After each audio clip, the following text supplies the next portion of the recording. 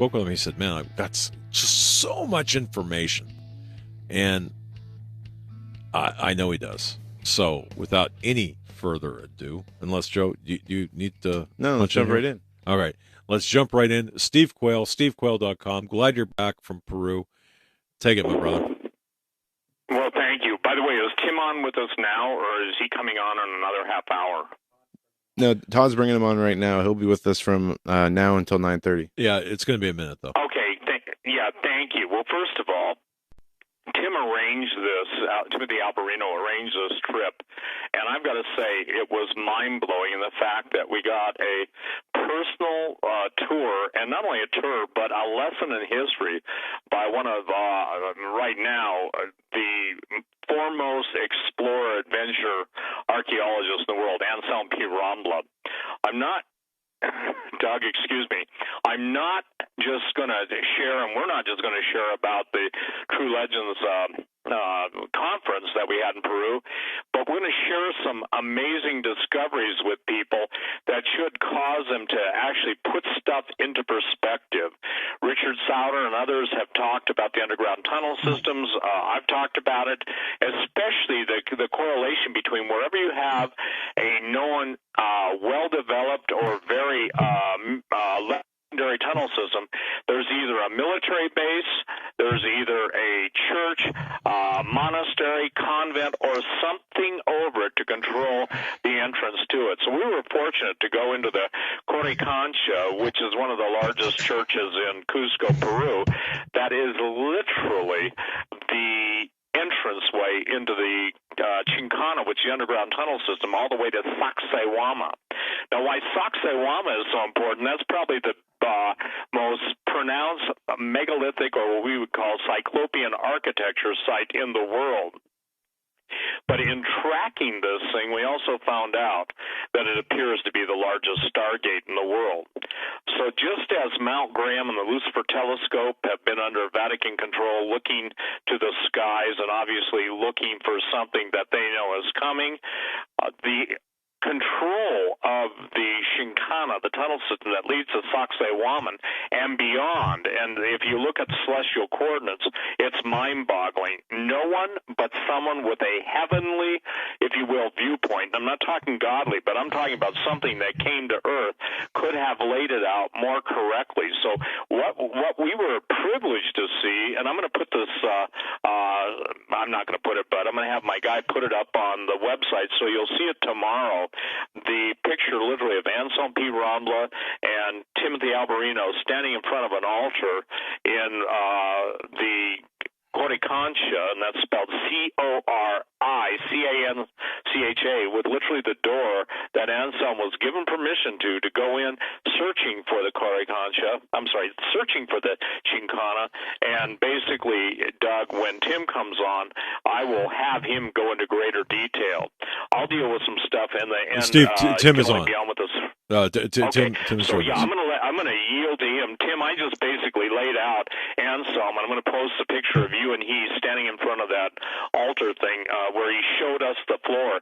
So, by the way, good job on the entire tour, and I think it's important that we share with people just some of the revelations that came out of it. So do you want to take it from there? Because again, you're only on for an hour, I'm on for 90 minutes, so I want to let you speak until you need a break. Sure. Thank you. Good evening, gentlemen. We had a fantastic trip out in Cusco, and one of the most astounding revelations that we received hanging out with Anselm P. Rambla, the renowned Spanish explorer, and some of the guys from his team, Boa Cruz, some of the guys that are actually on his team in Cusco were with us, and he showed us some of the work he's been doing over the last decade or so, and much of that work concerns Sacsayhuaman. Sacsayhuaman is a megalithic fortress. Well, it's really not a fortress, but it's what is referred to as a fortress. Many of the mainstream archaeologists claim that Sacsayhuaman was built as a citadel by Pachacutec,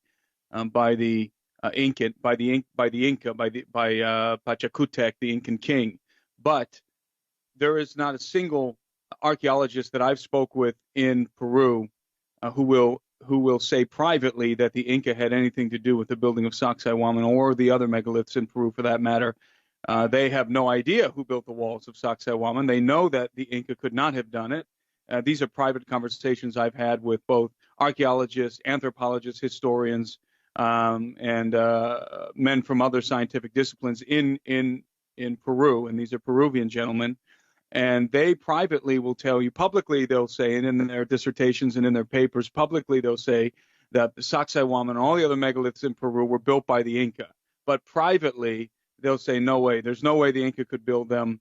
And they'll usually they'll espouse the ancient aliens doctrine when talking about the walls of Sacsayhuaman. So it was very interesting to get the perspective of a man, Anselm P. Rambla, who actually did excavations at Sacsayhuaman and in other places, because most people who study the walls have never actually been privileged to dig into the soil around the walls. First of all, the fortress of Sacsayhuaman, what you see above ground, and what you see above ground is extremely impressive. But what you see above ground is only 15% of the entire complex, 15 to 20%. That means that 80% of Sacsayhuaman is still beneath the soils that were deposited, in our opinion, during the Great Flood. In fact, the entire it's basically it looks as if it's sitting on a mountain, but it's not. It's an entire megalithic complex under the ground. In other words, 80% of that complex is buried under the ground, and Anselm was able to verify this with his excavations. But what was really intriguing, and I guess what the bottom line is here concerning Sacsayhuaman, is that Anselm has determined through his investigations, and he shared this with us in Cusco, that Sacsayhuaman is in fact a stargate, and the largest stargate on Earth. And that's why, part of the reason why Cusco has been called for so long, and for so many reasons, the navel of the world.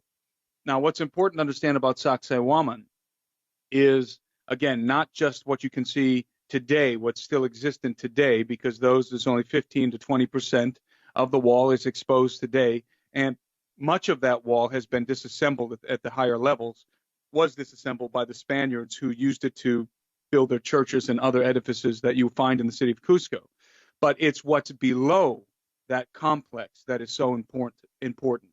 And what's below Sacsayhuaman is a vast network of underground tunnels and caverns, both artificial and naturally occurring. And it's basically an entrance, and Steve, I don't think that this is far-fetched to say, it's basically an entrance into the underworld beneath Sacsayhuaman. And connecting to Sacsayhuaman, there is, from the Coricancha was the primary temple of the Inca. That was, in fact, the Coricancha was the center of the empire. It was literally the center of the empire, and it's where the Inca held their most important festivals and celebrations and sacrifices and everything that in fact, that's, according to the chroniclers, that's where the Incan kings were entombed, was within the Coricancha, within what's called the Temple of the Sun. And they were actually mummified. The Incan kings were mummified, and they were set inside of the Coricancha on gilded thrones, and they wore these bejeweled cloaks that were encrusted with jewels and other precious metals. And these were dead, mummified kings sitting inside of the Coricancha because they were believed to be immortal. And every so often they would for certain ceremonies, they would take the kings out of the Coricancha, the dead kings, the mummified kings, and they would parade them around the city of Cusco as if they were still alive. So the Coricancha was the center of the empire. The walls of the Coricancha, of this Incan temple, were covered in plates of gold.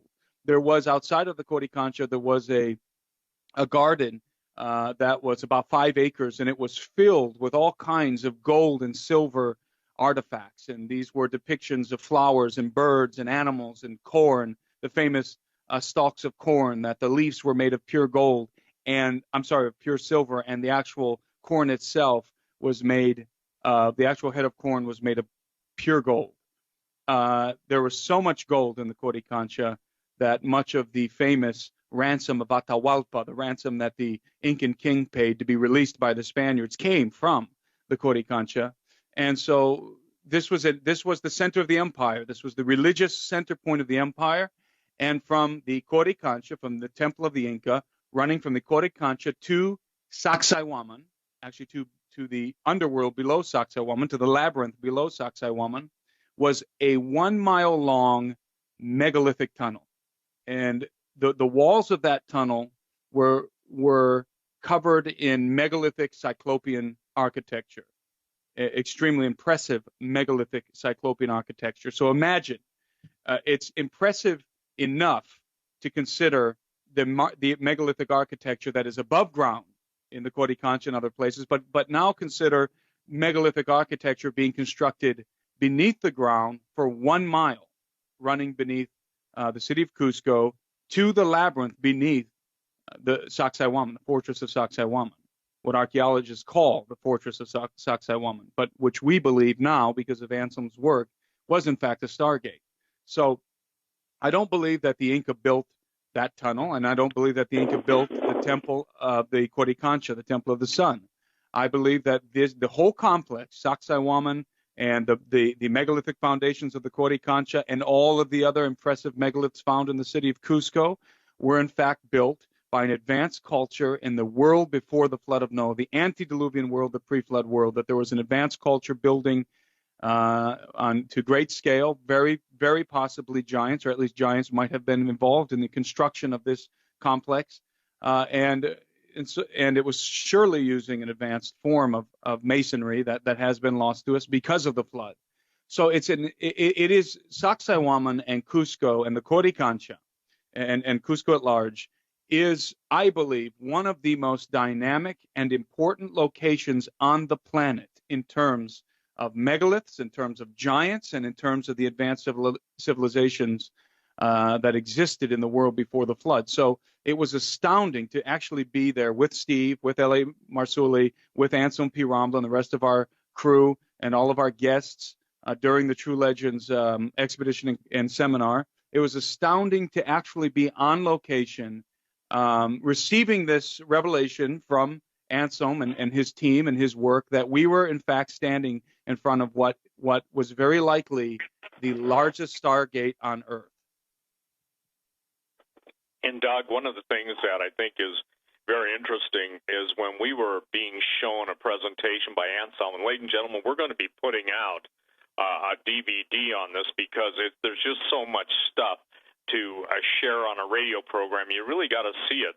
But one of the things that just kept going over and over in my mind, there are unusual holes or unusual references to holes, and directly across from the big walls that you'll see. I'm posting all these shots, photos, Tim, on my website daily, and I should have that one of you and Anselm standing and looking at the very thing on the floor, the doorway into the Shinkana, but it looks like a step pyramid that's been filled in over the years. And what's fascinating about this is it's kind of like this. Imagine, if you will, a giant coliseum, circular. The field area is circular, and or actually more oval-like. And imagine that the sounds that everyone's hearing around the world are preemptory. Now, some may be fake, some may be generated, but at some point, something opens and will open this. And I won't say this for sure, but I've been praying, Doug, Joe, and Tim about this. Is this truly the entrance to the bottomless pit that opens up? If it is a navel of civilization, it was called that. I think Tim's got or was on YouTube, and maybe on my site, linkable still. There's a reason why all of the references to harmonic levitation, for those of you that ever bought my book, True Legends, obviously that's the name of the series. Go to the back of the book, literally the back cover, and you'll see a giant, if you will, Incan or Mayan levitating rocks by using a strange system of basically acoustic levitation. This is not New Age. It is not Spiritism. It is not mysticism. It's the same principle in which UFOs and other unidentified flying objects and reverse-engineered flying objects work doing by generating electrogravity. Electrogravitics. There we go. And what else is really important is this. Tim and I in L.A. met with Brian Forrester. He's convinced these things are giant machines, and with good reason. Now, obviously, to get a feel for this, we're going to be reconstructing this with one of the, I think, the premier concept artists in the world. And if you've seen Holocaust of Giants, many of the stills, the motion graphics in there were done by our artists. And by the way, Tim, he's working on Sacsayhuaman right now. And Tim's in, by the way, he's in another part of Ohio, and I'm in Bozeman, so we're not sitting in the same studio. So I don't get to talk to him except when I'm on the air very much, unless we email each other. But I'm going to encourage people, if you want the heads up. Now, look, we're not following anybody on YouTube. We're not stealing anybody's stuff, although, you know, our stuff, Doug, is stolen and printed, and thank God, Rhonda, bless you for finding all these pirates. But the thing is that I'm telling you this, there was such a sense of awe that we're not looking at old history. We're previewing one of the most important contemporary events yet to come. And by the grace of God and through his mercy, I'm telling you, we're absolutely on the cusp of multiple revelations breaking out all over the world, and the powers that be, Doug, will not be able to contain it. It's amazing, man. It's amazing. Yeah. So again, here's the thing, ladies and gentlemen, you need to get a copy of our, DVD series. This isn't a pitch, but we've got to take you from where we left off in the Holocaust of Giants to what we're talking about, because, again, it is so important. The Unholy See has to be the most important, I'd say, DVD until the Holocaust of Giants came out. And, Doug, it seems like God is giving us precept upon precept, revelation upon revelation. And, look, we pray about this stuff. We had a miracle. And, Tim, I want you to explain, number one, we also have a propensity getting in trouble. So we were in the Coricancha, and, you could tell that Rome's finest were there. I'm not making fun of any Catholics. I'm talking about their intelligence service, because they did not want us to film. Fortunately, God had arranged for the same prior, what is Tim, Father Gamara, what was he when he gave Anselm the right to dig there? What do you call the head guy? He was the prior. The prior refers to the head, to the head Dominican at that particular cathedral. Yeah. Now listen to this. Now I'm just going to say this, and you take it from here. We were told that Father Gamara, the head prior, former guy that had given Anselm permission, wasn't in there. He wasn't to be found. And that was by the guy wearing probably, my guess, $2,000 suit, probably a $500 tie, earpieces, and I know the difference between head spooks and little spooks. This guy was a head spook. So, Tim, take it from there. I mean, Anselm. Go ahead. Well, we had unprecedented access to the Coricancha, but specifically to the Cathedral of Santo Domingo, which is connected to the Coricancha, actually sitting on top of it. And the whole area, the convent, the cathedral, the Coricancha itself, is all now owned by the Vatican, specifically by the Dominican Order, and has been since right after the conquest of the city of Cusco by Francisco Pizarro. So, it is strictly forbidden to film inside of any Catholic church in Peru, especially inside of the Church of Santo Domingo. And so we went the first time we went and we filmed for the Unholy See. We had to do it undercover. This time we had a group of about 40 people. Everybody had cameras and cell phones. We had our professional camera crew and our professional cameras and tripods and all the paraphernalia of a camera crew. And we walked in with Anselm P. Ramla and began to film. And Anselm began to take us around the church and show us everywhere he excavated inside the church, primarily where he excavated and discovered where he had gone down into the Shinkana in 1982, and then where he came back in the year 2000 to actually do a professional excavation to open the Shinkana. And if you've seen our second film, you know exactly what we're talking about. So he showed us exactly where he was, what he was doing, and we were able to stand there with Anselm and film the whole thing. And it was absolutely fascinating because there's no way you can walk in with a group of 40 people and cameras without having somebody like Anselm P. Ramla with you.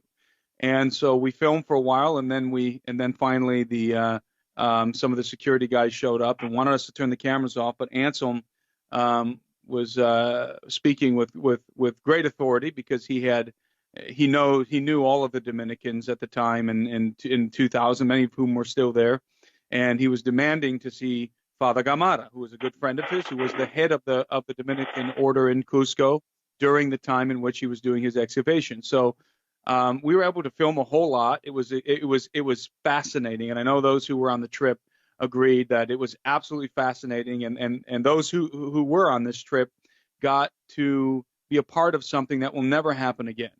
I mean, it was unprecedented access with Anselm P. Ramla. And then to top it all off, these guys told Anselm that Father Gamara was no longer around. He wasn't in the city of Cusco anymore, and that he couldn't be contacted.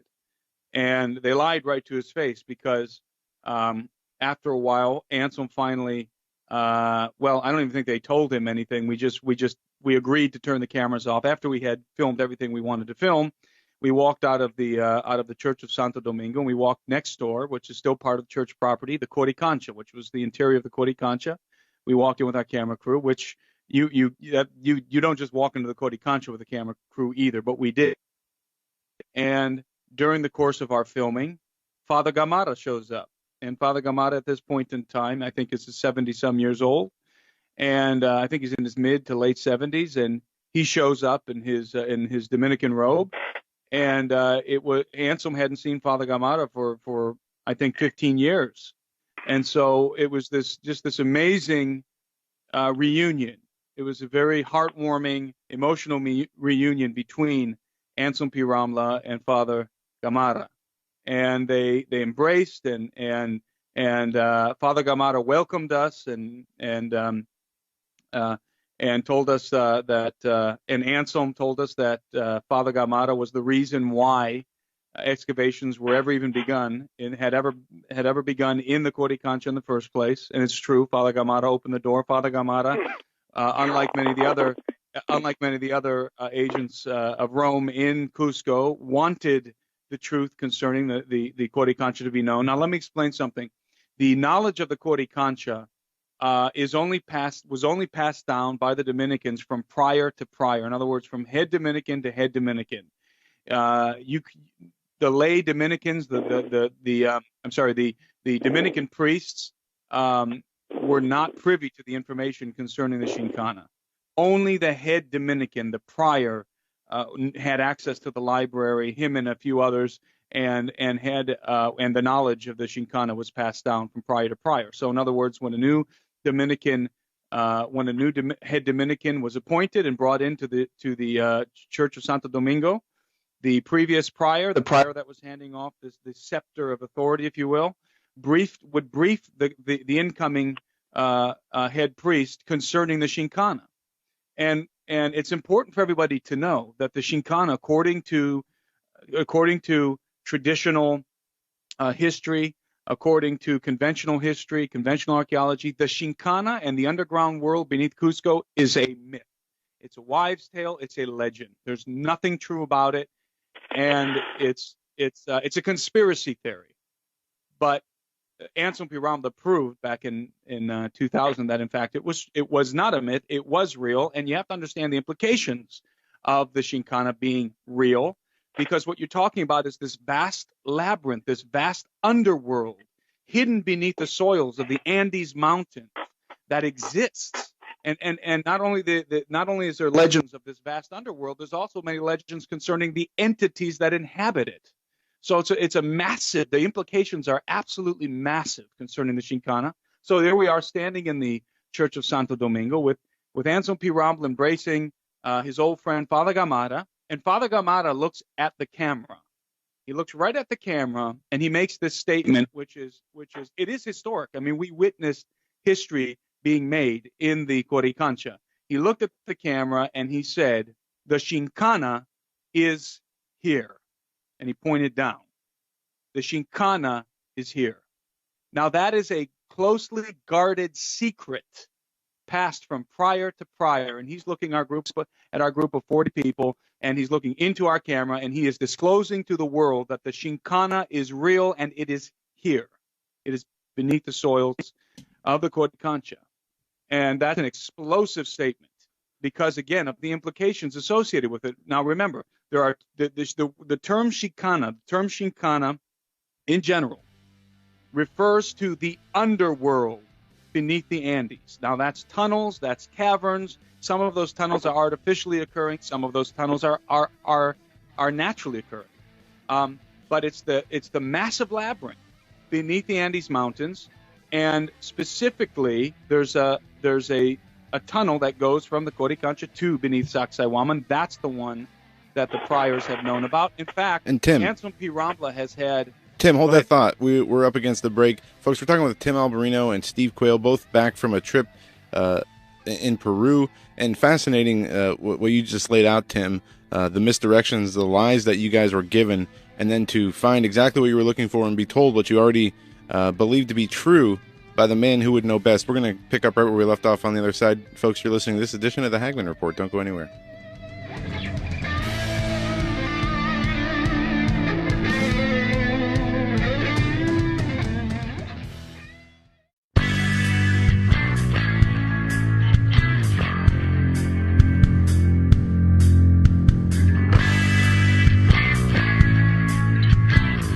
For the truth of what the mainstream media won't tell you, you are listening to the Hagman and Hagman Report on the Global Star Radio Network. Please stand by. Doug and Joe will be right back.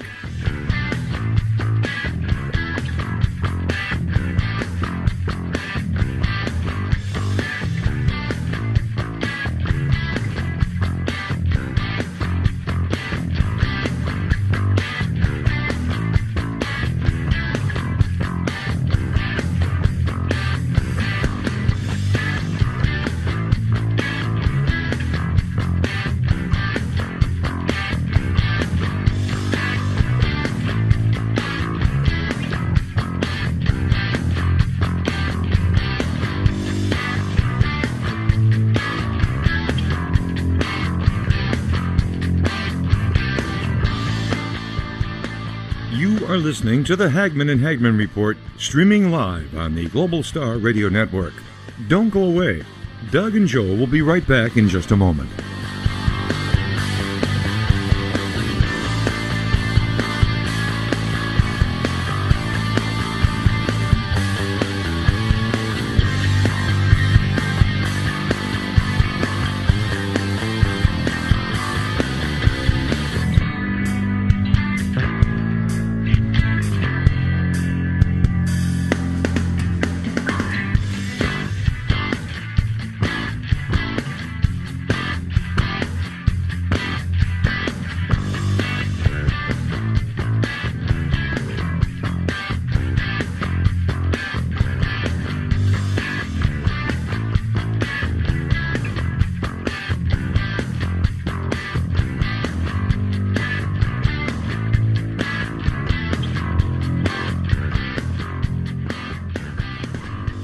You are listening to the Hagman and Hagman Report on the Global Star Radio Network.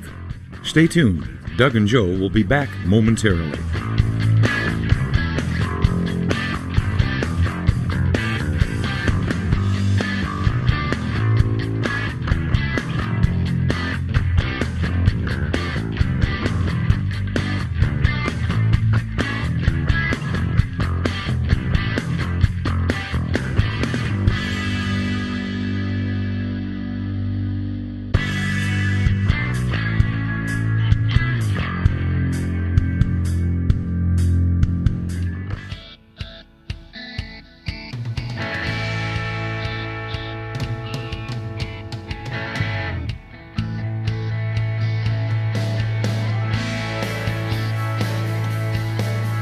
And welcome back to the Hagman and Hagman Report. Doug Hagman, Joe Hagman, together we are the Hagman Hagman Report, America's premier father-son investigative reporting team. Our guests, Steve Quayle, stevequayle.com, and Tim Alberino, just back from Peru. Very interesting program indeed. Bob Griswold, contact him at Ready Made Resources. Can't even keep my coffee from spilling. ReadyMadeResources.com. That's ReadyMadeResources.com. He's got a special right now, a communication special. He's offering 2 BF F8 HP UHF VHF ham radio kits. This is a special offer. 2 of the radios, 2 throat mics, 2 antennas, and it goes on and on and on. Go to ReadyMadeResources.com. Click on, now you click on outdoor, right? And then go to communications equipment, and you'll see it in the product description right there. That's ReadyMadeResources.com. Click on outdoor, and then communications equipment. It's a fantastic special. And if you have any questions whatsoever, the live chat is online, or give them a call. Simply that. Give them a call at 800-627-3809. Let's get back to Steve Quayle and Tim Alberino. Steve, I'm going to kick it over to you, sir. Well, as Tim was saying, I don't know if I can effectively stress the importance of this. We were flat out lied to, and lied to our face. And this Father Gamara being able to meet Anselm was a pretty moving thing. I actually have photos, Tim. Tim hasn't seen the 1,000 photos I took, literally, not of just this event.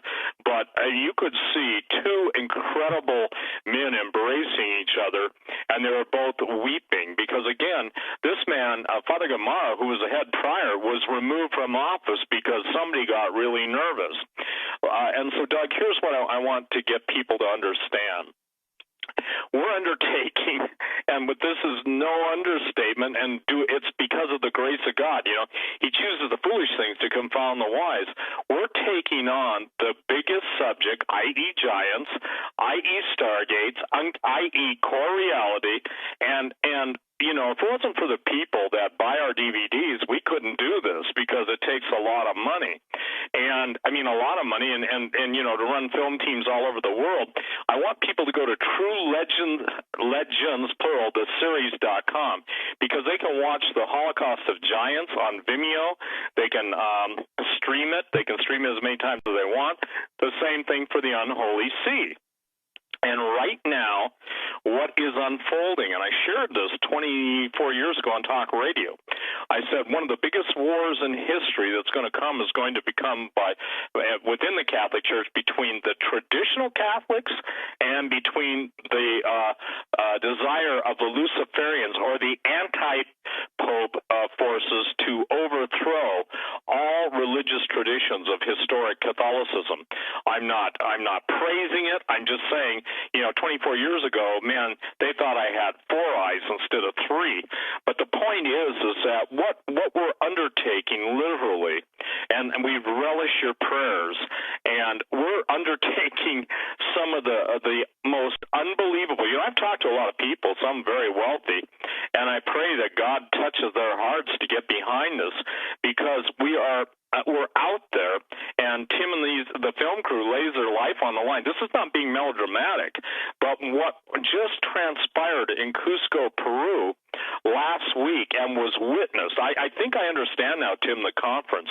No one can ever say that was made up. The biggest lie in the world, one of the biggest lies in the world, is uncovered. And the reason they want to cover the lie or lie and cover up the tunnels is because they lead all over the world.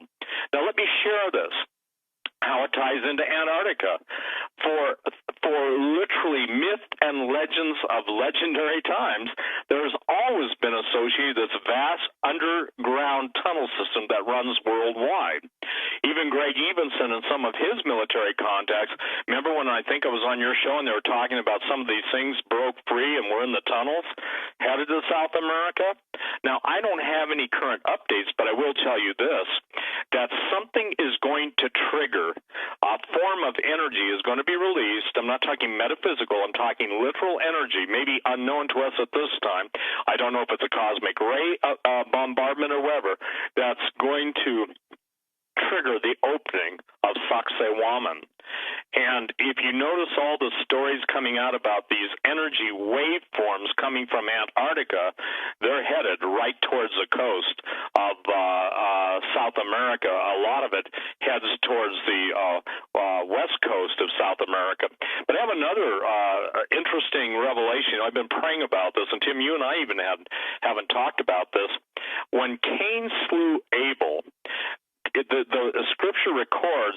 that righteous Abel's blood cried out. Now, we know that there have actually been studies done on the frequency of blood. And literally, in Genesis chapter 4, it goes into amazing detail about that and why this is critical. And let me just read this real quick. And he said, this is God speaking to Abel after he has slain Cain. And he said, "What hast thou done? The voice of thy brother's blood crieth unto me from the ground. And now thou art cursed from the earth, which has opened her mouth to receive thy brother's blood from thy hand. When thou tillest the ground, it shall not henceforth yield unto thee her strength. A fugitive and a vagabond shalt thou be in the earth." Okay? The idea here, though, is basically verse 10, "The brother's blood crieth out unto me from the ground." Now, Tim did a great job of explaining.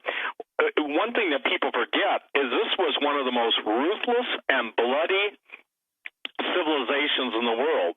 And I can't calculate it because I don't know the frequency of blood drying, but imagine, Tim, if all of the ritual sacrifices, obviously because of the blood cannibalism, etc., but imagine the combined frequency of that. In essence, I'm suggesting that their legends told them that it was specific forms of sound that would literally open the ground. So, again, I haven't even gone further than that. Actually, Doug, you'll find this interesting. I was praying before I went on the radio. I said, "Lord, show me something I've never seen before." And for the record, I've never thought that thought before. Tim? Well, I find that quite provocative, that thought, because it seems to me, having studied the Incan Empire and the fall of the Incan Empire, which is an incredible read. If you ever want to read a true historical account that's better than any movie you've ever seen, read the fall of the Incan Empire. Read the invasion of the Spaniards, the whole story, the whole historical account as detailed by the chroniclers concerning the invasion of Peru and the fall of the Incan Empire. It's absolutely fascinating.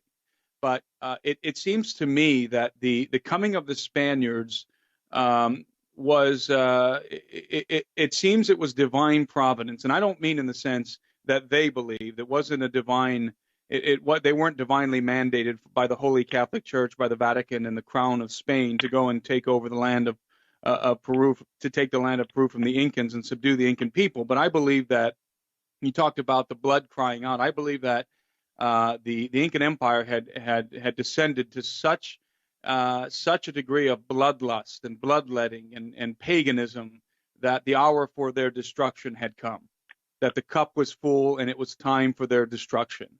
And if you read the historical account of the fall of the Incan Empire, you'll see what I mean, because it was just absolutely mind-blowing the way that the Inca, this great, massive, the largest empire on earth at the time, how it just crumbled to pieces, how it fell in a domino effect, one thing leading to another, and the empire was literally captured by 168 conquistadors.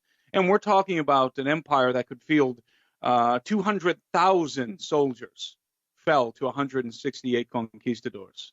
And it's just a bizarre story, fascinating story. So I do believe that you're onto something there, Steve, that their cup had run over, that the transgression of the Inca was complete, and the hour had come for their demise. And I'll go further, and I'll say this, that the Inca had among them a priest order, a secret society of priests almost, and these were called the Almautas. And the Almautas were the great teachers, the wise men of the Inca. They were the keepers of the knowledge, and among them were the Quipucamayus, which were the keepers of quipus, the only form of communication, written or encoded communication, that the Inca possessed.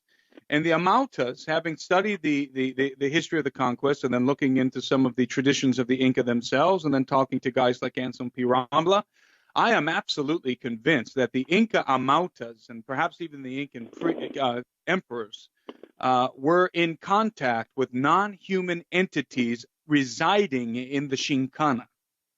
and that was part of the reason why their empire had descended into such bloodlust and into such paganism. Now, if you go to Peru today, you will get this fable. You'll be told this fable, and it will be presented to you in the many representations and the paintings and the music and all of the tradition of the Inca will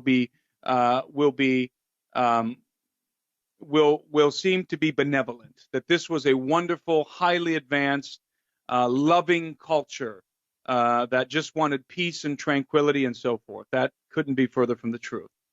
The Incan Empire, much like the empire of the Aztecs and the Maya before them, was a totally despotic kingdom. It was a blood cult. It was absolutely a blood cult. There was a ruling elite, and only the ruling elite, the nobles, those who were of the blood royale, only they were Inca. They were the only ones who were called Inca. The other native tribes did not have the right to be called Inca, were not Inca. They were part of the empire. They were subjugated by the Inca. But the Inca themselves, the blood royale, the royal blood of the Inca, were the only ones who could bear that epithet. They were the only ones. And there's a reason for that. It was a blood cult. In fact, the Incan kings, the Incan emperors, and the Incan nobles would marry their sisters in order to preserve the bloodline. This was a blood cult, very reminiscent of the blood cult of the Nazis that would come later on in history, and of course reminiscent to many of the blood cults that existed before the Inca. So this wasn't something new. This was a repetition of something very, very old. In fact, the religion of the Inca was a sun cult, and this is the most ancient of occult rites, which was the worship of the sun and the serpent. And this was certainly the religion of the land in the Incan Empire, as it was in the Aztec and Mayan empires. The sun and the serpent. This was the duality. This was the dual deities of the sun and the serpent, of Inti, the sun god, and Viracocha, the serpent god.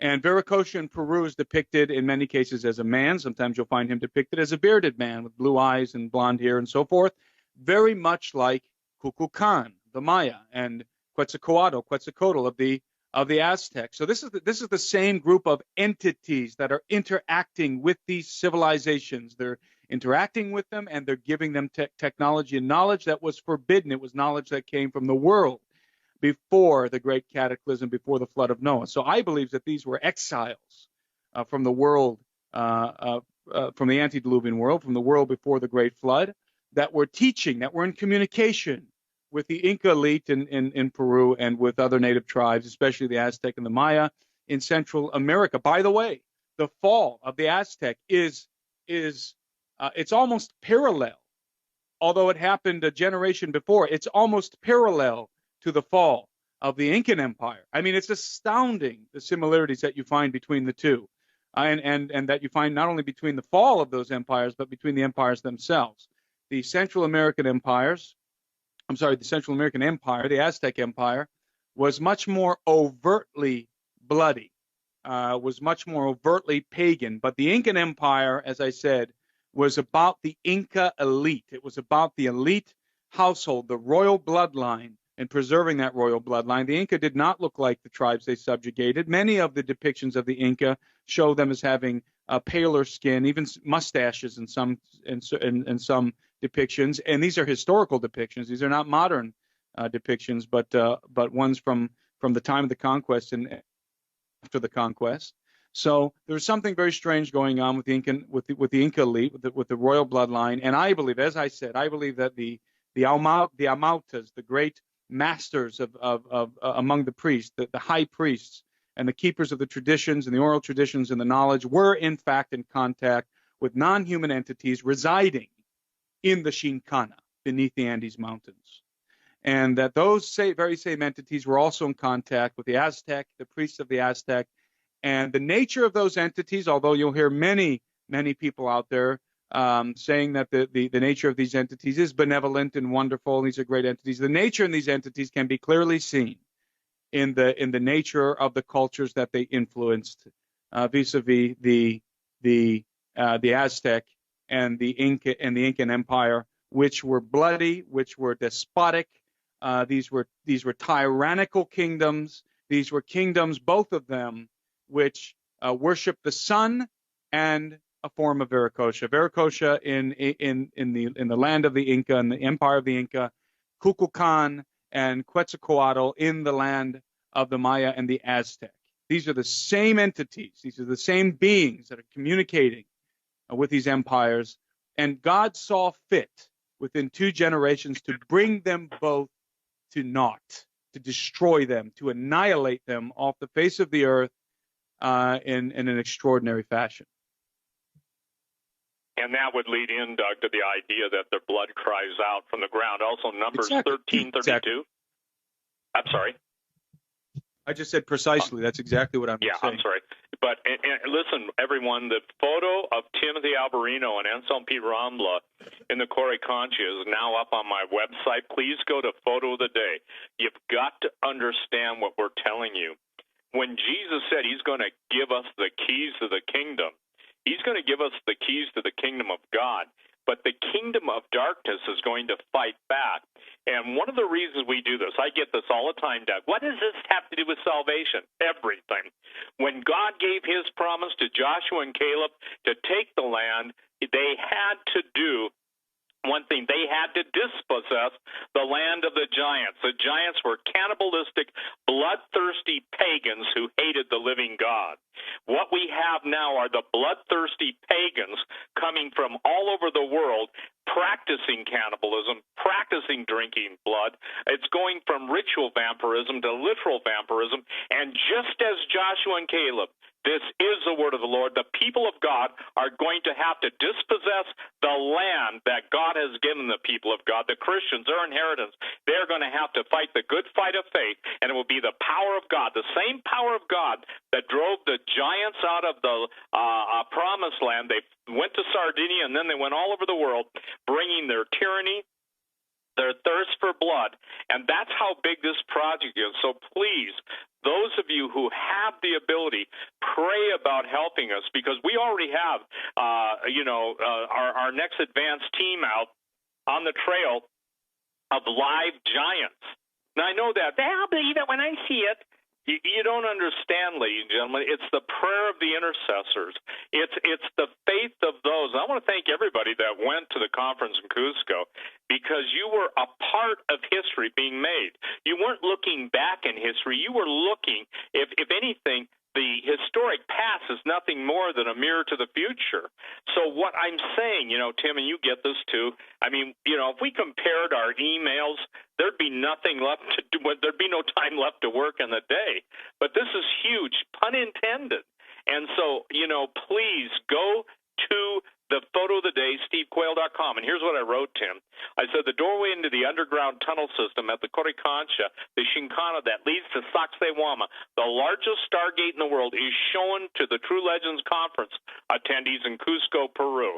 There is no way that Father Gamarra could have been there at this exact time that the crew was there, the film crew. There was no checking schedules. This was a sovereign act of God. So I would just tell everyone this. We are presenting by the grace of God, and I want to thank you for your intercession for Timothy Alberino, for myself, and for those of us who are involved in this. Anybody who's ever bought a DVD of ours, thank you. Anybody who's ever bought a book, True Legends, thank you. And I want everyone to go on TrueLegendsTheSeries.com. And I'll say this, we had no idea of everybody that was there. But I will tell you one thing, some of the people that were there were of, and I say this, world-class wealth, okay? Not one of them offered to help us. I'm not complaining, okay? But even though we didn't know at the time who was there, it was astonishing to have God. And Tim, I thought about this too. We had people from South Africa there. We had a couple from Australia, London, and Moscow. Doug, this is a thing that only God can arrange. And I mean, again, it's kind of tough to jump for joy at Cusco. Cusco's what, Tim, almost 11,000 feet? Yeah. Yes. Yeah. And so the thing is please get involved with us. Please help us. Because, look, here's the deal. I said to the Lord, God, I'm not going to, I can't open anybody's eyes. You can. But if you, those of you who are listening that can't, by the way, one of the frustrations I've had is finding somebody who wouldn't give up on the geoglyphs at Tiwanaku. Tim and I, talked about that on different radio shows, Coast to Coast, Doug's show, the Hagman and Hagman Report, other shows. And I took on two math geniuses who said they could do it. In about 2 weeks, they gave up. One guy from South Africa, God bless you, Sean, comes on the trip and he says, I'll do that for you. My specialty is 3D modeling in space.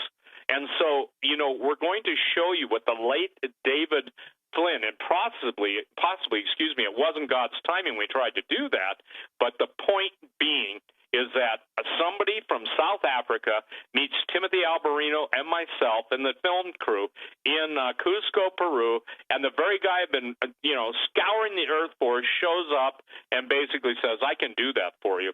So is that not a blessing also, Tim?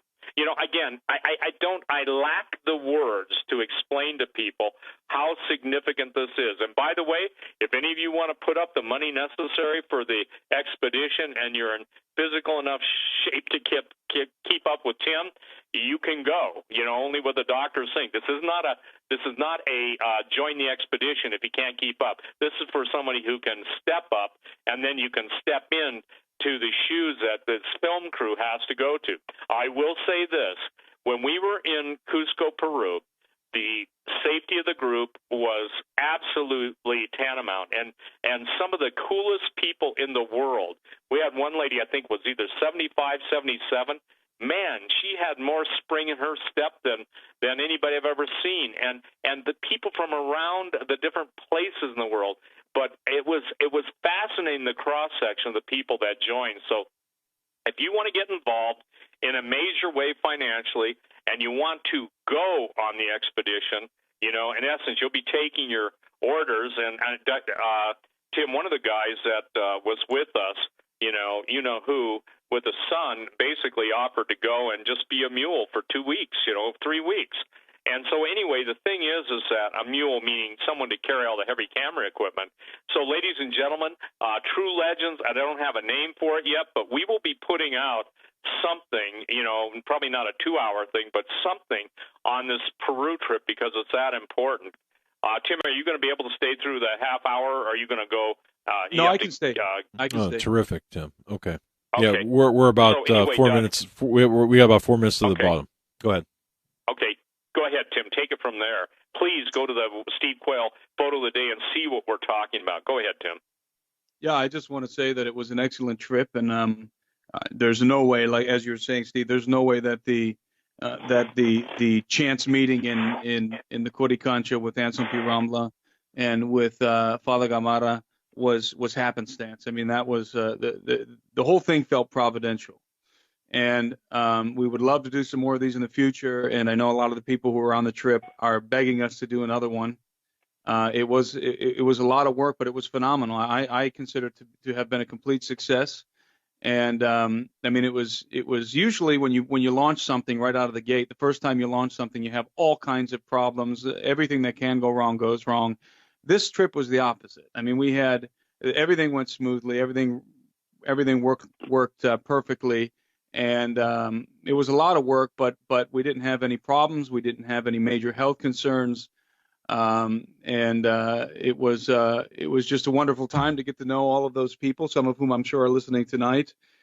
We had a great time. We had an amazing group of people, and from all walks of life. In fact, Anselm P. Rambla was commenting to me over and over, especially at the end of the trip, how impressed he was with our audience, how impressed he was with the group of people that had assembled in Cusco. He was moved. He was deeply moved by. He said he kept telling me this doesn't feel like a group of strangers. This feels like a family, and so it was very. It left a very good impression on Anselm P. Rambla, who knows all kinds of people from all over the world, and for a guy like that to be impressed with our small group, that was really a great compliment, not only to me and Steve, but to our audience at large, and specifically that audience that we had with us, that group that we had with us in Cusco. So We are considering doing some more of these, and so I encourage you to keep tracking with us, because as soon as we put one together, we'll announce it here on the Hagman and Hagman program. And this is these are trips that are unforgettable, and I think that this one certainly was, and the future ones that will be coming are I believe are going to be just as dynamic. Fantastic. And I just got to say this, Doug, that literally the most exciting thing I've ever done, and it took something like this to get me out of the country, and I mean that in a glorious way, because I would have missed out in what I believe is, pun intended, a key moment in history, and I thank God that Tim is persistent. And by the way, we had just amazing open doors. Let me just share this too, Tim. Hold on, Steve. Hold on, Steve. Okay. We're up against it. Yeah, just hold that thought. I want to hear this on the other side. You're listening to the Hagman Report. Steve Quayle and Tim Alberino, just back from Peru. Stay right where you're at.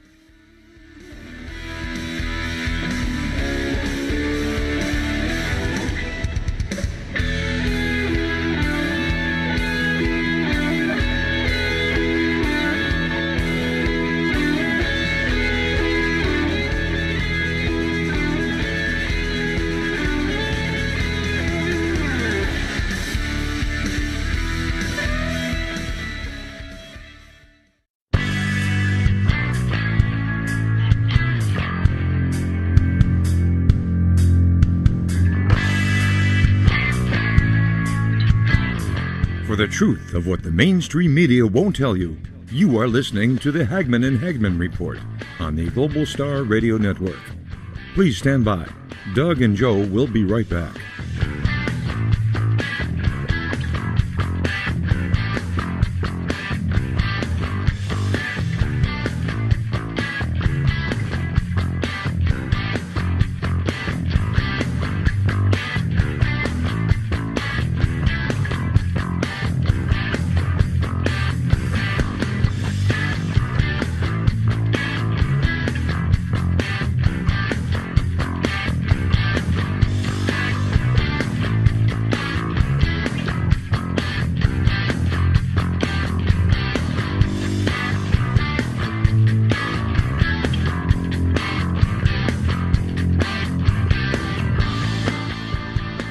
You are listening to the Hagman and Hagman Report, streaming live on the Global Star Radio Network. Don't go away. Doug and Joe will be right back in just a moment.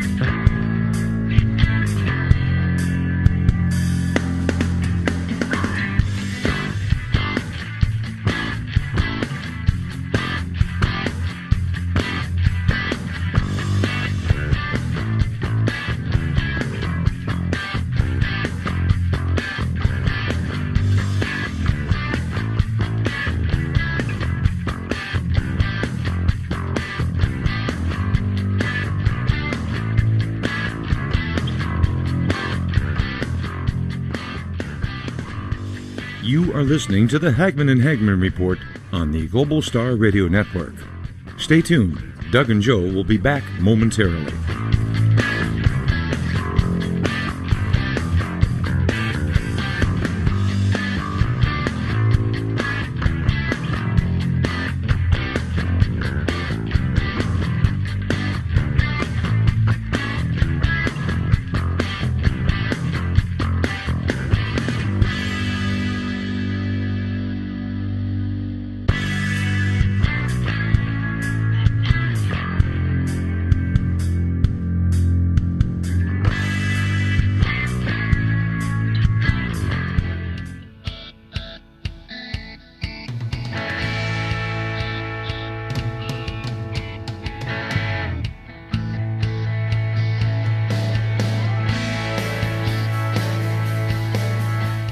And welcome back, ladies and gentlemen, to our final segment on this edition of the Hagman and Hagman Report. Our guests are Steve Quayle from stevequayle.com and Timothy Alberino They both just returned from their trip to Peru.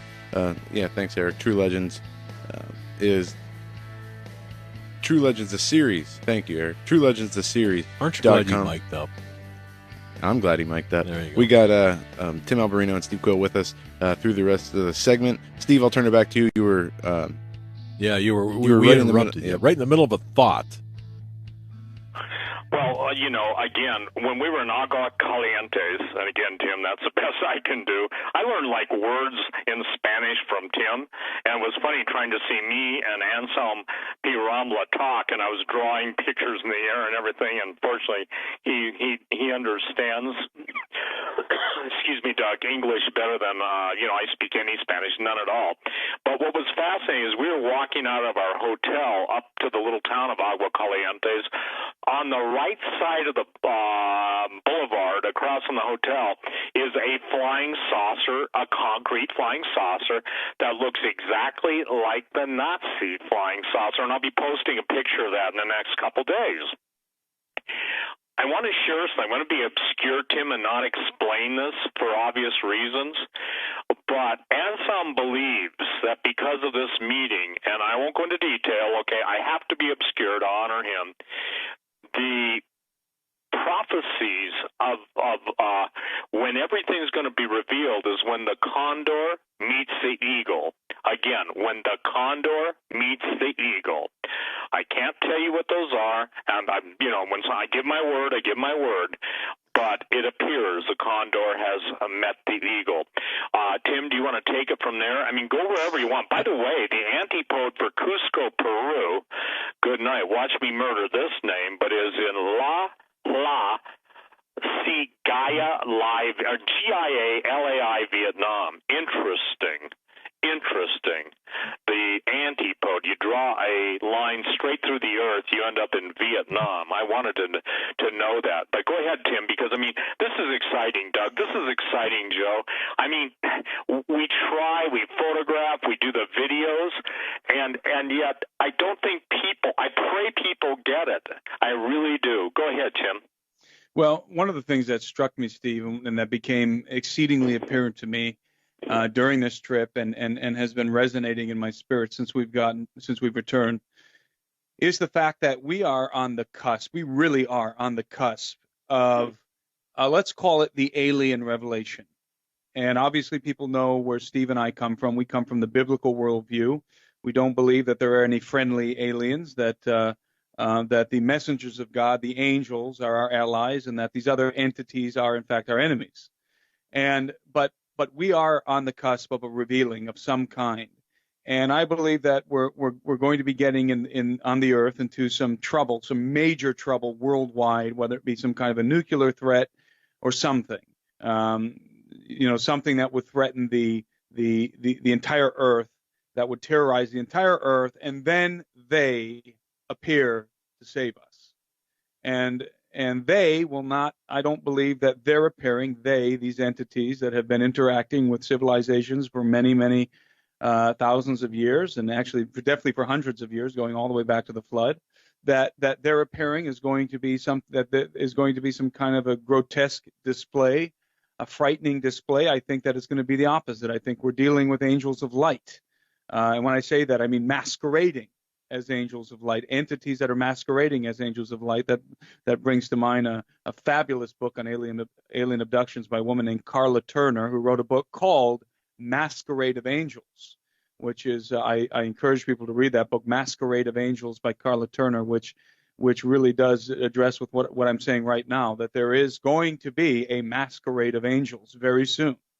And these beings are going to present themselves as benevolent, as the saviors of mankind. They may even claim to be followers of Jesus Christ. And we are very close to this revealing, to this revelation. I believe that there are different factions of entities on the earth interacting with the human race and have been for some time. I believe that the United States government is even now and has been for a while interacting with non-human entities, even coming to even that we have even struck a Faustian agreement, a Faustian bargain with alien entities for technology. And there are different factions out there. Some of them, I believe, some of the most important and powerful ones are living beneath the Andes Mountains in the Shinkana.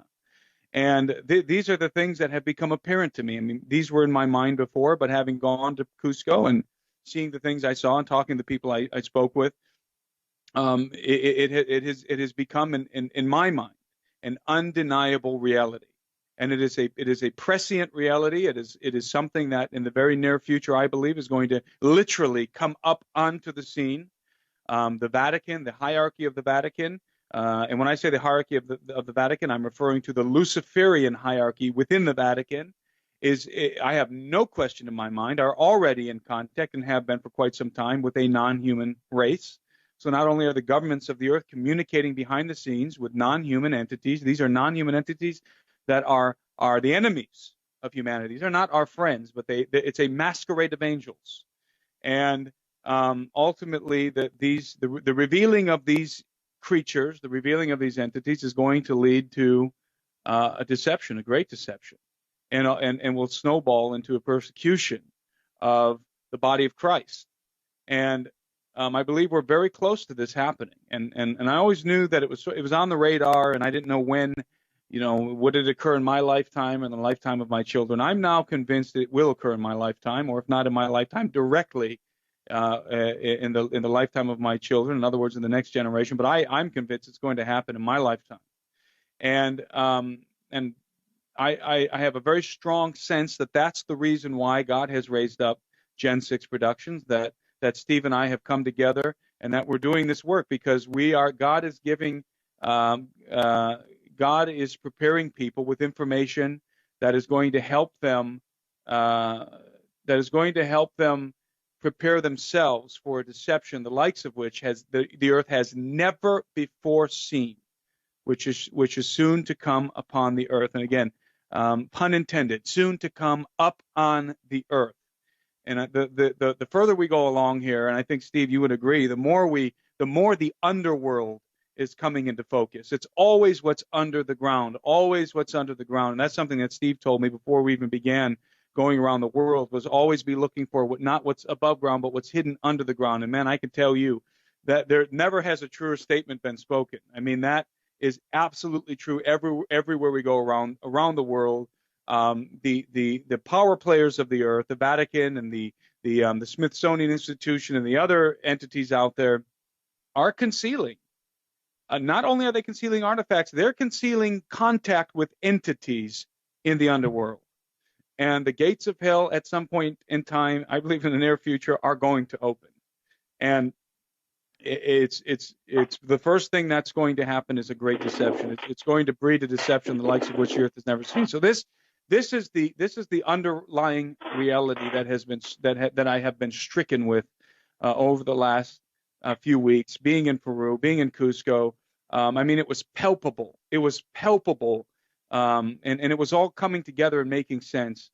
Even, Steve, when you were just talking about the blood crying out, and as you were saying that, I was just thinking about the conquest of the Incan Empire and how it seemed as if the cup was running over, and it was time for that culture to be annihilated because they were in contact. They were being taught by entities, by foul, abominable, rebel entities, and their cultures had descended into chaos. And so the Spaniards show up, and boom, the empires fall like dominoes.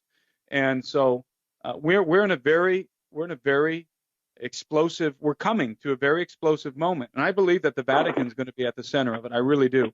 All roads lead to Rome. That was the saying of our second film. It was the subtext of our second film. The Vatican knows all the secrets.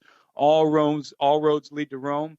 And that is the thread. That is the narrative that we find everywhere we go around the earth. And we're not just saying that because we like to say it. Look, it costs us to say that.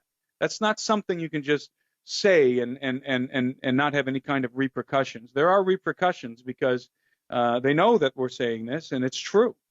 And we have, as Steve said, we have some guys out there in the field in a location which we will not yet reveal.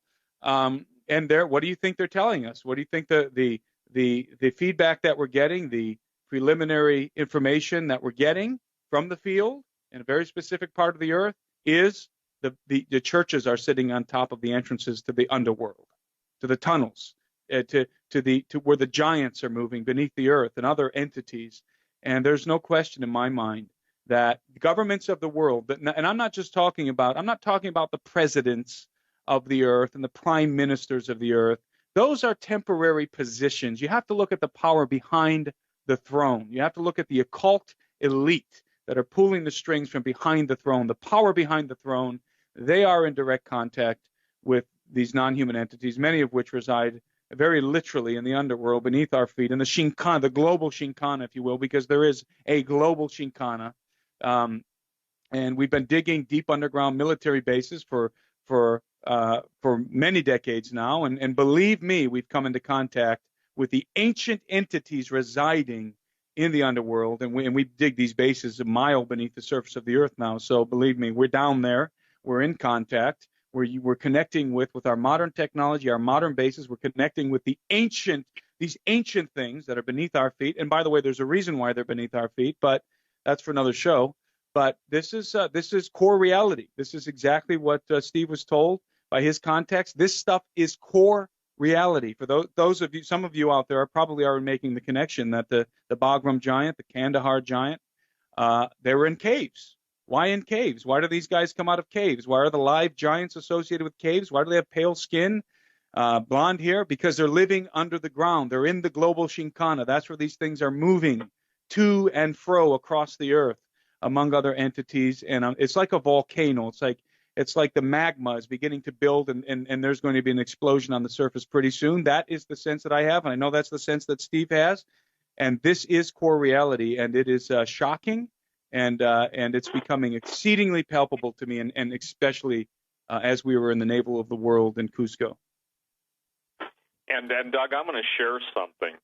There will be stuff shown, shared, and illustrated at the Gen 6 conferences, Gen 6 conference. Then, I was going to give the website. It's GENSIX conferences.com. We're about 75% sold out. But there's going to be stuff shown there that has never been shown before. One day I walked into the studio. This is a true story. And Tim had just, we were talking about stuff. We go over our plans. We lay out on a big whiteboard kind of where we're headed, what we're doing. And I think it was you that said it's time or me that said it's time. One of us said it's time.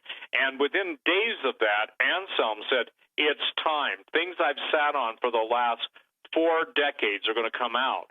Now, that's not a teaser because you've got to see some of this stuff. And I'm telling you what, I think if our mouths were ever shut during this trip, it was only to eat and sleep. But, ladies and gentlemen, please go to Gen 6, GENSIX conferences.com if you want to go there. And if you're interested in, people are asking me all the time, we're going to live stream. Well, obviously, we want people to see this all over the world in real time. And, we're looking into that right now. The problem is that the mansion in Branson is so huge, but it looks like because this thing is filling up, we will be doing live streaming if we get enough interest. So you can just send me an email saying live stream, yes. And because a lot of people simply can't travel due to medical conditions, a lot of people due to financial conditions, whatever it is. But I want to share something.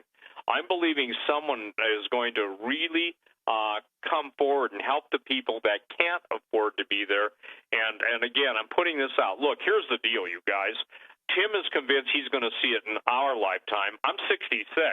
I'm convinced, or his lifetime, I'm convinced I'm going to see it in my lifetime based on a word of the Lord that God has given to me. Look, I'm nobody. I'm just a guy that's trying to walk out my faith and be obedient to Jesus. That's all I care about now. And I will tell you this, that a certain production company, well-known all over the world, called Tim, I'll be kind of vague, but offered him an unlimited budget I believe it may have been a trap because they wanted him to throw together an expedition to go into the most dangerous place in the world where over 125 people have died, where you couldn't even begin to put the, if you will, expedition together in 30 days. And they basically said, money's no problem, blah, blah, blah. The world has all the money that Satan gives them to deceive. And what we're just asking for is those of you who are capable. I'm not talking about widows. I'm not talking about people who are on fixed pensions. I'm talking about a living legacy in history that you can come on board with us and help us. Doug, this undertaking in which we have our advanced team out in the field now is going to be double the cost of our previous one because we've got to fly people multiple places in the world at the same time because they're related areas. And when you start doubling up on film teams, you're talking about a 21-day with double film teams, your double film crews, you're talking about close to 10,000 a day. And these guys don't live in the lap of luxury. One of our guys that was out in the field in the jungle got bit on the toe by a rat, and sent me a picture of his toe. And I said, good night, my brother. Do they need rabies shots, And he told me, you'll appreciate this, Tim. He had a wonderful meal of rice, eel, and maggots. I thought, yeah, I know who's eaten that kind of stuff before. That's a compliment to him, kind of in a little sordid way. But the point is, look, we got guys willing to lay their lives down, go dangerous, but we also have people that are trying to dangle the carrot.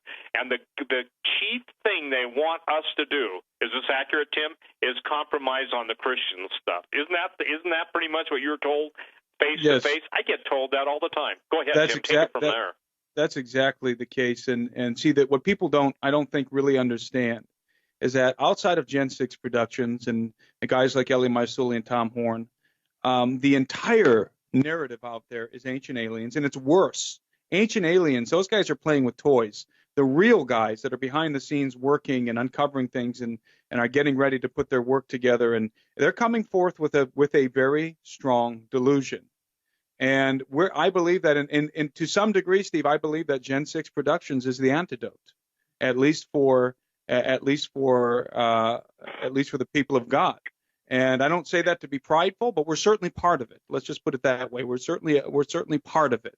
And because if we don't go out there and find and get ahead of this story and uncover these things before or concurrently with these other people that are out there with a different narrative, then nobody on our side of the fence is going to be prepared for anything.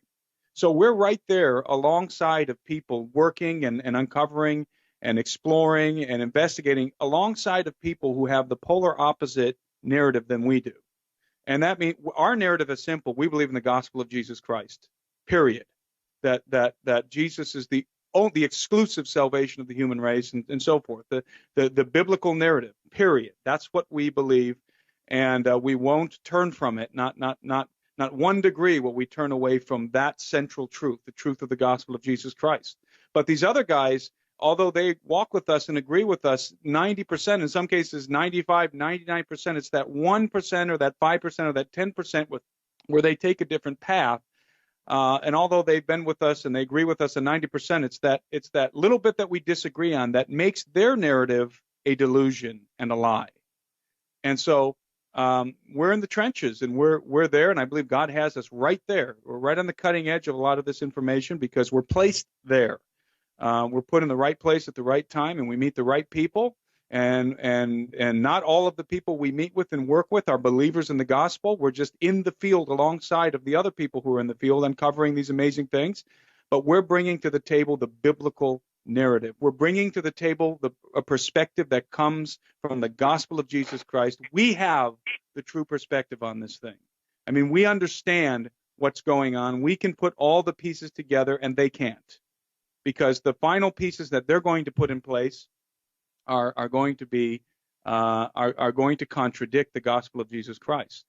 And so that's our heart. That's what we do. And that's why it's so important to me and so important to Steve.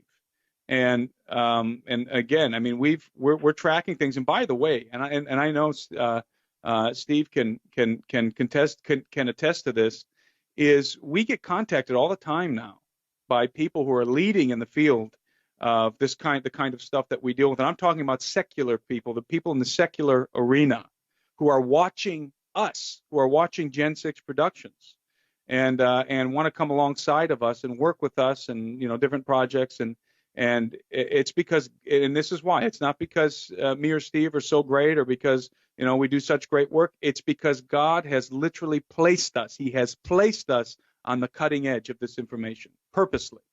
We absolutely believe this is a divinely orchestrated situation with Gen 6 Productions, and we're finding ourselves always placed at the right place at the right time and in the right circumstance to be on the cutting edge of a lot of this information. Us and guys like L.A. Marsuli, Tom Horn, and others who are in the field. I mean, and it's a battle, believe me. We're dealing with core reality. This is not fairy tales. We're not out there just trying to make money with flashy movies. This is information that gets people into big trouble. And we're broadcasting it all over the place. And we know for a fact that there's very powerful people who don't want us to be talking about this stuff. So, and I'm not saying that to aggrandize us by any means. We are committed to the gospel. We are committed to the biblical narrative. That is what drives us forward. And that's what we do. And it's exciting because, as Steve has always says, is that God is going to be revealing everything. He's going to be making everything known. And we feel like that's where we are. That's what we're doing, and we're part of that process. So, but yeah, I mean, I've got information coming to me now on a weekly basis from the people that we have in the field. Steve and I have information coming to us, just absolutely confirming everything we've been saying in our films. The last 3 films we've done: Technology of the Fallen, The Unholy Sea, and Holocaust of Giants. That body of work that we have now is Gen 6 Productions. It's just getting confirmed and confirmed and confirmed by the preliminary expedition we have in the field right now, by other individuals who are working with us. It's just absolutely amazing how it just keeps. It's like we punched a hole in the ground, and now it's becoming a chasm. I mean, it's opening up beneath our feet, and it's just amazing to see the kind of information pouring in, confirming everything that we've said about the Vatican, confirming everything Steve's been saying about giants for all these years, confirming what we're saying about this great deception that's brewing beneath our feet. It's pouring in, and it is core reality. It's hardcore, and it's, as I said, it's just absolutely fascinating to watch this information come in. So we've got some really amazing stuff in the works right now. If you have not seen our films, especially if you haven't seen the last 2 we did, the Unholy Sea and Holocaust of Giants, go see those films. You can see them. You can stream them live on. By the way, when you stream them, you own them on Vimeo. You own those films on Vimeo. They're not digital downloads, but you own them online via Vimeo. You can find our films in all their forms: DVD, Blu-ray, and the online streaming at TrueLegendsTheSeries.com. TrueLegendsTheSeries.com. You'll find all the information there. And if you have, especially Holocaust of Giants, if you have not seen Holocaust of Giants, I encourage you to go and see Holocaust of Giants, because we put some puzzle pieces into place in that film that nobody else has dealt with, and that I believe are absolutely essential to understanding the question of the post-flood giants and some other very fascinating topics, such as the sorcery, Canaanite sorcery, which is the same kind of sorcery, which is the root of the sorcery that the Luciferian elite are engaged in now, the left-hand path of the occult, the Aleister Crowley, the followers of Aleister Crowley and Thelema, and all of the left-hand demonic sexual magic, because there's the left hand of the occult, there's the right hand of the occult. The left hand's the nasty, dirty, dark stuff. The right hand's the angels and light, masquerade of angels type stuff. They're both coming from the same. Both have the same root. It's Luciferianism, and we're exposing these things. And especially in our last film, we talk about Canaanite sorcery, and the pieces are coming together. So if you haven't seen those films, I highly encourage you to go see, especially Unholy Sea and the Holocaust of Giants. TrueLegendsTheSeries.com. Yeah, I can second that. And Doug? Yes. How many minutes do we have? We've got about 3 minutes. 3 minutes, sir. Okay. And ladies and gentlemen, we want to thank each and every one of you who have prayed for us. Literally, Tim knows firsthand the saving power of Jesus Christ. You've heard his story on Hagman and Hagman. We've had people literally being awakened in the night. And I want to share something. There are certain things I want to release. I'm on the edge of my seat, but the Lord said, not yet. And I learned something really valuable. The effects that God wants are best attained when you do everything according to His time.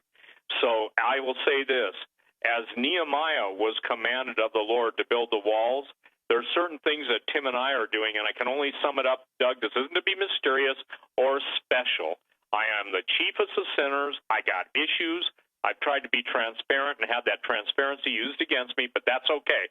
It's about Jesus. But here's what I'm going to say.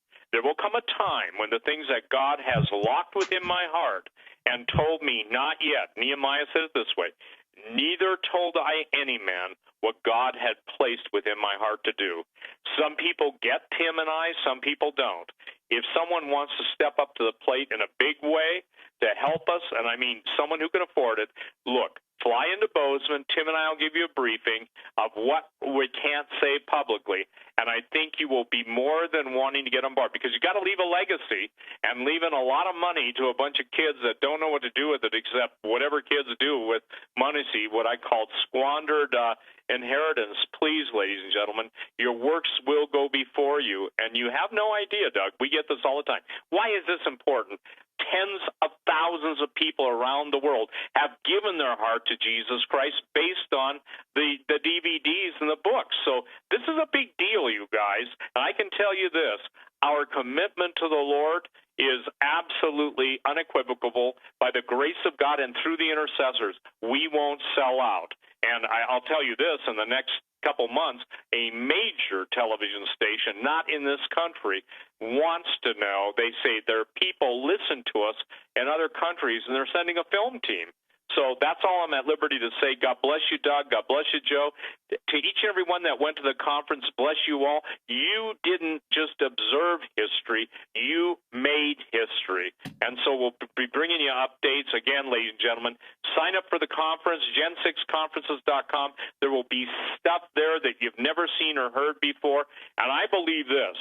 This is going to say it's not only going to be mind-blowing, it's going to shake your paradigm. And then Henry Groover and David Langford are going to bring you some of the most powerful personal ministry and revelation you've ever had in your life. We're going to give you the whole history of the world. They're going to give you a new start in the power of the Holy Ghost. Thank you, Doug. Thanks, Tim, so much. Perfect timing, gentlemen. Thank you, Steve. Tim,